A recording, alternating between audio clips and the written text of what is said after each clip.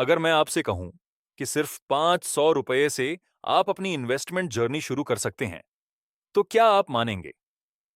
बहुत लोग सोचते हैं कि इन्वेस्टमेंट के लिए हजारों या लाखों रुपए चाहिए, लेकिन सच ये है कि आज के समय में आप सिर्फ 500 रुपये प्रति महीने से भी अपनी वेल्थ बिल्डिंग जर्नी शुरू कर सकते हैं। इस वीडियो में मैं आपको स्टेप बाय स्टेप बताऊंगा कि 500 रुपये को इन्वेस्ट कैसे करें, कहां करें और किन गलतियों से बचना चाहिए। नमस्कार दोस्तों, स्वागत है आपका इन्वेस्ट विथ आरसी में। अगर आप स्टूडेंट हैं, जॉब करते हैं या अपनी फाइनेंशियल जर्नी अभी शुरू कर रहे हैं, तो यह वीडियो आपके लिए है। वीडियो के अंत तक आपको एक क्लियर रोड मैप मिल जाएगा कि 500 रुपये को इन्वेस्ट कैसे करना है। सबसे पहले एक मिथ तोड़ते हैं। लोग सोचते हैं कि मेरे पास पैसे कम हैं, जब सैलरी बढ़ेगी तब इन्वेस्ट करूंगा, या फिर 500 रुपये से क्या ही होगा। लेकिन रियलिटी कुछ और है। वेल्थ पैसों की अमाउंट से नहीं बल्कि हैबिट से बनती है। अगर आप 500 रुपये इन्वेस्ट करने की हैबिट डेवलप कर लेते हैं, तो फ्यूचर में 5,000 रुपये और 50,000 रुपये इन्वेस्ट करना भी आसान हो जाता है।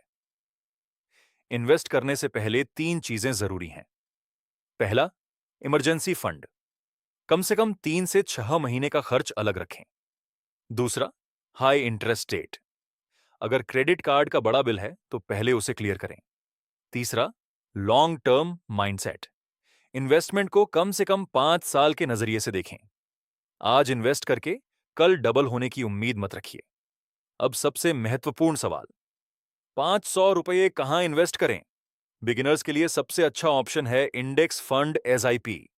इंडेक्स फंड मार्केट की टॉप कंपनियों में ऑटोमेटिकली इन्वेस्ट करता है, जैसे निफ्टी 50। इसके फायदे हैं लो कॉस्ट, डाइवर्सिफिकेशन और सिंप्लिसिटी। आप 500 रुपये प्रति महीने एसआईपी शुरू कर सकते हैं। दूसरा ऑप्शन है फ्लेक्सी कैप म्यूचुअल फंड। अगर आप प्रोफेशनल फंड मैनेजमेंट चाहते हैं तो फ्लेक्सी कैप फंड्स देख सकते हैं। तीसरा ऑप्शन है गोल्ड ईटीएफ या सॉवरेन गोल्ड बॉन्ड्स।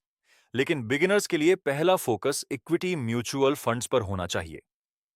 अब देखते हैं 500 रुपये की असली पावर।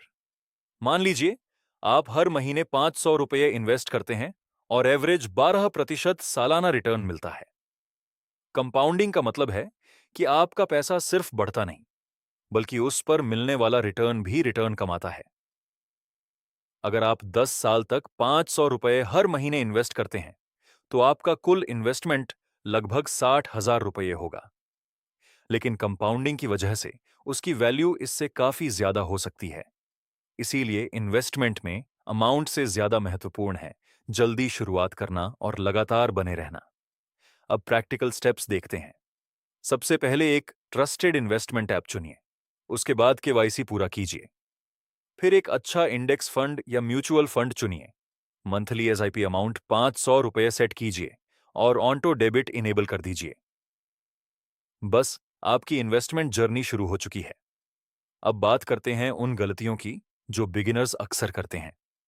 पहली गलती, दोस्तों और रिश्तेदारों की टिप्स पर इन्वेस्ट करना। दूसरी गलती, हर दिन पोर्टफोलियो चेक करना। तीसरी गलती, मार्केट गिरते ही एसआईपी बंद कर देना। चौथी गलती, पेनी स्टॉक्स के पीछे भागना। और पांचवी और सबसे बड़ी गलती, इन्वेस्टमेंट शुरू ही न करना। तो दोस्तों, अगर आपके पास सिर्फ 500 रुपये भी हैं, तो आप इन्वेस्टमेंट शुरू कर सकते हैं। याद रखिए, छोटी अमाउंट से शुरुआत करना बिल्कुल ठीक है। कंसिस्टेंसी अमाउंट से ज्यादा महत्वपूर्ण है और समय मार्केट को बीट करता है। कमेंट करके बताइए कि आप हर महीने कितना इन्वेस्ट करना चाहेंगे।